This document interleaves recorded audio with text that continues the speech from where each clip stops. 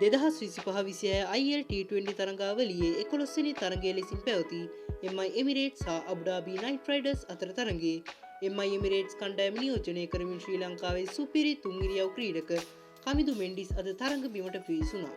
තරඟයේ කාසිය වාසිය දිනා MI Emirates ආරාධනයෙන් පළමුවෙන් පන්දුවට පහර දුන් ADKR පිතිකරුවන්ට Emirates පන්දු යවන්නන් එල්ල කළ තර්ජනාත්මක පන්දු යැවීම හමුවේ රැස් කිරීමට හැකිවන්නේ පන්දු වාර 19 පන්දු 3ක් අවසානයේදී සියලු දෙනා දැවී ලකුණු 122ක් පමණයි. එහිදී සුපිරි පන්දු යැවීමක නිරත වූ කමිදු මෙන්ඩිස් සිය පළමු පන්දු වාරයේදීම ඒ වන විට පන්දු 19කට මුහුණ දී ලකුණු 15ක් ලබා සිටි බ්‍රැන්ඩන් මැක්මුලන්ව දවා ගන්න සමත් වෙනවා.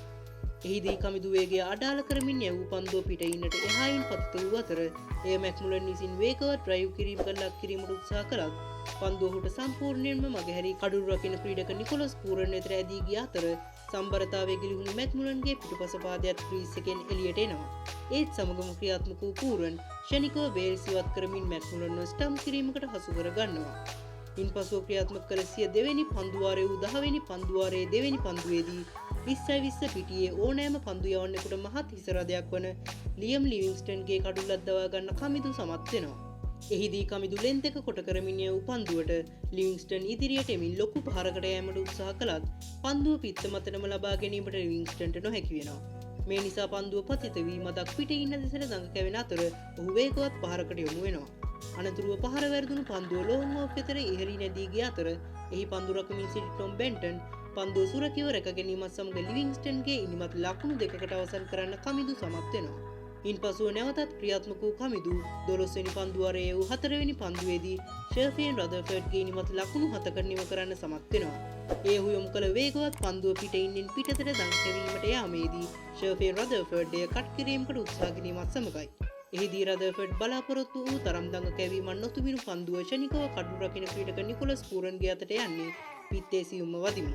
මෙලෙස එජ්ජුණු පන්දුව කඩුළු රකින්නා සුරකිව රැක ගැනීමත් සමග කමිදු දිනේ සිය 3 වෙනි කඩුල්ලටත් හිමිකම් කියන්නේ පන්දු වාර 3කදී ලකුණු 21ක් පමණක් ප්‍රතිවාදී අබු ඩාබි නයිට් රයිඩර්ස් පිතිකරුවන්ට ලබා දෙමු. එසේම 19 වෙනි පන්දු වාරයේ 4 වෙනි පන්දුවේදී සුනිල් නරීන් සහූර් ඛාන්ගේ පන්දුවක් හමුවේ දෙවී යන්නේ කමිදුගේ විශිෂ්ට පන්දු රැකීම හමුවේ. ඊට අමතරව ප්‍රධාන වශයෙන් අබු ඩාබි නයිට් රයිඩර්ස් ඉනිමේ බිඳවැටුණු කඩුළු වලින් කඩුළු 4ක් ලකුණු 14කට බිඳ හෙලීමට ඇෆ්ගනිස්තානු වේගපන්දු තරුව ෆසල්හක් ෆරූකි සමත් වෙනවා. එහිදී ADKR ඉනිමේ වැඩිම ලකුණුලාභීන් වූ එලිෂන් ෂරාෆු ලකුණු 38කුත් සුනිල් නරීන් ලකුණු 26කුත් රැස් කරන්න සමත් වෙනවා.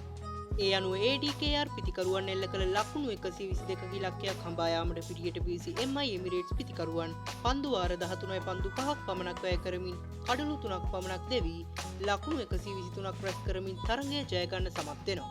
එහිදී අවසන් ජයග්‍රාහී ලකුණු 6 කමිදුගේ පිත්තෙන් කවුකෝණ හරහා එල්ල කළ යෝධ 6 පහරකින් සනිටුහන් වූ අතර ඒත් සමගම කමිදු බෙයාස්ටෝගෙන් සමාව ඉල්ලා සිටියේ මේ නිසා MI Emirates ජයග්‍රහණය නියමුව වූ ජොනි බෙයාස්ටෝට සියාර්ධ ශතකයට ලකුණක් පිටුපසින් සිය ඉනිම නිමා කරන්නට සිදුවීම නිසායි. මීට අමතරව MI Emirates කණ්ඩායම වෙනුවෙන් ආරම්භක පිතිකරු මොහමඩ් වසීම් පන්දු 12කදී ලකුණු 27කුත් ටොම් බෙන්ටන් පන්දු 20කදී ලකුණු 29කුත් රැස් කරනවා.